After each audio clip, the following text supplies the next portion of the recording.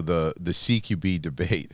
It's brutal. I get more hate mail about gatekeeping. Dude, I'm not a proponent of the Second Amendment because I'm not out there training everyone that wants to do an open enrollment CQB course. My belief on the training anything in CQB is the prime thing. If it's a requirement for me to run 100 meters in 11 seconds, I am never going to train to do it in 15. I'm going to be going fast and hard all the time. I am a huge proponent of training dynamic points of domination CQB. From my experience, that is the hardest thing to execute. It's the hardest thing to be very precise at. You have to have the best shooting skill to do it. You have to have the best communication stuff.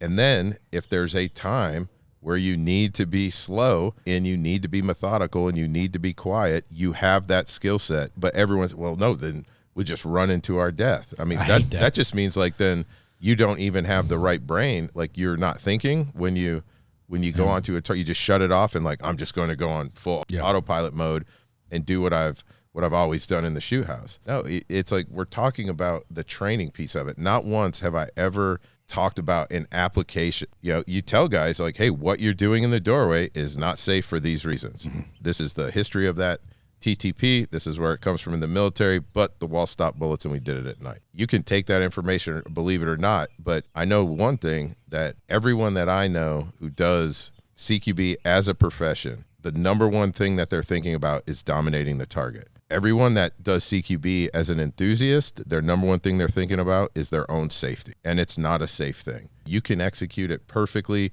You can do everything right and still lose because it's the nature of that business.